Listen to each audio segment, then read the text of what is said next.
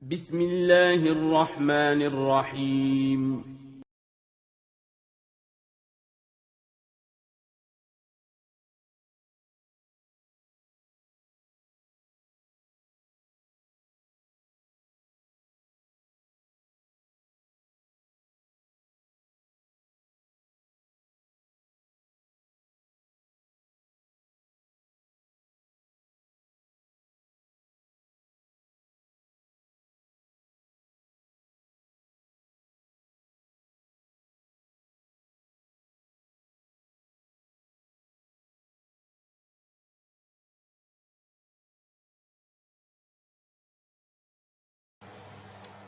Bismillahirrahmanirrahim.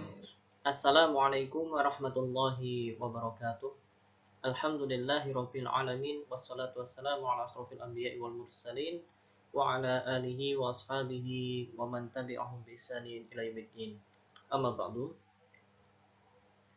Kaifa halukum? Bagaimana kabar kalian? Wahai siswa-siswi SD Islam Imam Syafi'i Sanata, semoga kalian semua senantiasa dalam lindungan Allah Subhanahu wa taala. Ayuhat talamid, wahai siswa-siswi SD Islam Imam Syafi'i Sanata, sebelum kita memulai pelajaran hari ini, mari kita berdoa agar Allah Subhanahu wa taala memberikan kepada kita ilmu yang bermanfaat. A'udzu billahi minasyaitonir rajim. Bismillahirrahmanirrahim. Allahumma ighfir li dhunubi wa liwalidayya wa lil mu'minin. Allahumma inni as'aluka ilman nafi'a wa rizqan tayyiba wa amalan mutaqabbala. Anak-anak yang soleh-soleha, siswa-siswi SD Islam Imam Syafi'i Sanata, hari ini kita akan belajar akidah. Adapun materi yang akan kita pelajari yaitu tentang syirik. Ini adalah materi terakhir dari pelajaran akidah. Setelah ini maka kalian bisa mengulang-ulang dan memurojaah kembali pelajaran-pelajaran yang sudah disampaikan. Kompetensi dasar hari ini yang harus kalian kuasai yang pertama yaitu menjelaskan bahaya syirik. Jadi kalian harus tahu apa bahayanya syirik. Yang kedua, menyebutkan jenis-jenis syirik. Ya, syirik itu ada berapa macam. Kemudian menyebutkan bahaya akibat syirik, apa bahayanya. Yang keempat, berupaya menghindari perbuatan syirik dalam aktivitas sehari-hari. Jadi ini 5 kompetensi dasar yang harus kalian kuasai di pembelajaran hari ini. Sehingga diharapkan setelah kalian belajar, kalian bisa tahu apa bahaya syirik, jenis-jenis syirik, dan akibat dari perbuatan syirik. Sehingga kita bisa menjaga diri kita agar tidak terjerumus ke dalam kesyirikan. Yang pertama, syirik. Apa itu syirik? Ya, syirik adalah menyembah Allah dan menyembah selain Allah. Ini adalah syirik. Jadi di satu waktu menyembah Allah, di waktu yang lain menyembah selain Allah. Misalnya ketika azan dia ke masjid sholat, nah ini menyembah Allah. Nanti setelah azan misalnya dia pergi ke kuburan, memohon pertolongan kepada orang yang mati tersebut. Nah, ini termasuk syirik. Ya, syirik. Atau misalnya ketika mendapat musibah, dia berdoa kepada Allah Subhanahu wa taala. Namun ketika dia mendapatkan kebahagiaan, ya, dia berdoanya kepada selain Allah. Ya, kepada selain Allah. Maka ini yang disebut dengan syirik. Jadi dia menyembah Allah tapi dia juga menyembah selain Allah. Maka inilah syirik yang artinya menyekutukan Allah dengan selain Allah. Baik itu dengan malaikat misalnya, atau dengan nabi, atau dengan orang-orang soleh, atau dengan jin, atau dengan bebatuan, pepohonan, dan lain sebagainya. Ketika seseorang itu mempersekutukan Allah, maka itulah yang dimaksud dengan syirik. Ya, jadi itu makna dari syirik. Menyembah Allah dan menyembah selain Allah. Perbuatan syirik adalah perbuatan yang menyekutukan Allah. Misalnya, ya, ada orang yang sholat. Ya, sholat kan bagus ya, menyembah Allah Subhanahu wa Ta'ala. Namun, setelah keluar dari masjid, ya, dia memohon pertolongan, ya, beristighotsah, ya, kepada selain Allah, entah itu kepada nabi, entah itu kepada malaikat, atau kepada orang soleh, maka inilah yang dimaksud dengan perbuatan syirik, yaitu perbuatan yang menyekutukan Allah. Misalnya ada orang yang sholat karena dia Islam, tapi dia juga masih percaya pada keris. Dia percaya bahwasanya keris ini bisa mendatangkan keselamatan. Kalau keris ini masih ada di rumah, ya insya Allah rumah ini akan tentram, ya misalnya aman dari gangguan setan, misalnya seperti itu. Maka ini jelas syirik, ya, karena yang bisa memberikan keamanan, yang bisa menolong seseorang dari kemudaratan, dari kejelekan adalah Allah Subhanahu wa Ta'ala. Adapun keris atau benda-benda yang dianggap keramat, maka itu hanya sekedar benda, tidak bisa mendatangkan manfaat dan juga tidak bisa menolak madarat. Contoh perbuatan syirik yang mungkin banyak kita temui, ya, di kehidupan kita sehari-hari.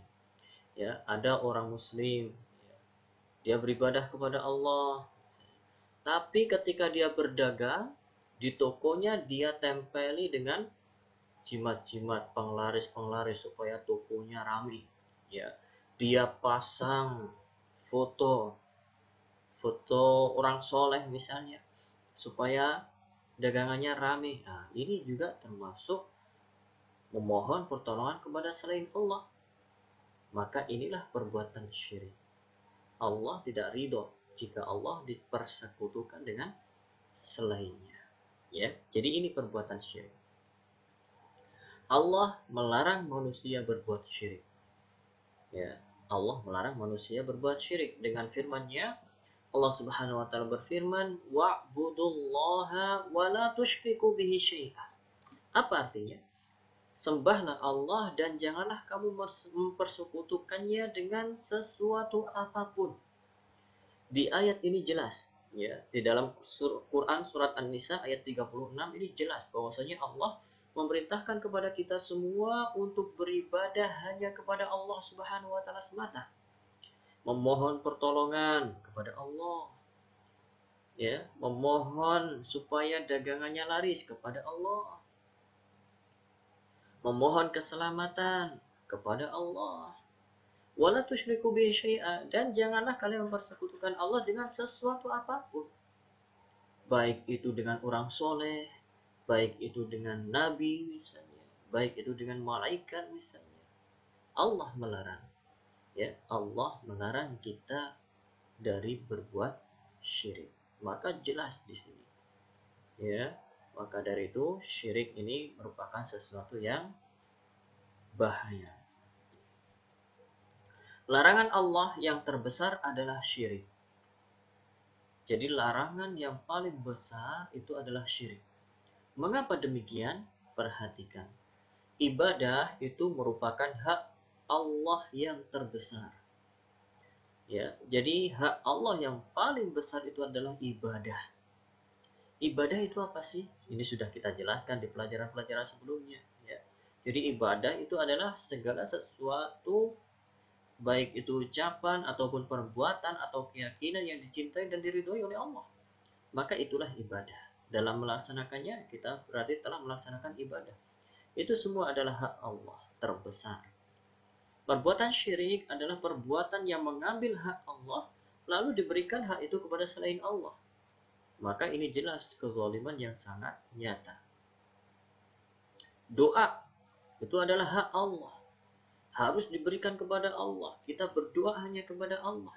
Tatkala doa itu diberikan kepada selain Allah, misalnya kita berdoa kepada selain Allah, berdoa kepada patung, berdoa kepada orang yang sudah mati, berdoa kepada jin, maka ini berarti mempersekutukan Allah dengan sesuatu, ya, baik itu orang mati, jin, bebatuan, dan lain sebagainya. Maka ini perbuatan zalim, ya, perbuatan zalim. Oleh karena itu, perbuatan syirik termasuk kezaliman yang terbesar. Allah Subhanahu wa taala berfirman, "Inna syirka la zulmun azim." Sesungguhnya mempersekutukan Allah adalah benar-benar kezaliman yang besar. Kezaliman yang paling besar adalah mempersekutukan Allah. Kenapa? Karena telah memberikan hak Allah kepada selain Allah. Padahal selain Allah itu tidak layak untuk diibadahi. Ya, tidak layak untuk diibadahi. Siapapun itu, selain Allah tidak layak untuk diibadahi. Baik itu malaikat, baik itu nabi, baik itu orang soleh, baik itu jin, terlebih lagi bebatuan dan pepohonan. Tidak layak. Maka dari itu, perbuatan syirik merupakan kezaliman terbesar. Kemudian, kompetensi yang selanjutnya yaitu jenis syirik. Nah, ini harus kalian ketahui. Yang pertama tadi pengertian syirik, sekarang jenis-jenis syirik. Syirik ada dua. Yang pertama, syirik besar. Yang kedua, syirik kecil. Apa syirik besar? Syirik besar ini membuat pelakunya kafir atau keluar dari agama Islam. Ini syirik besar. Ya, orang yang melakukan syirik besar, dia kafir, keluar dari agama Islam.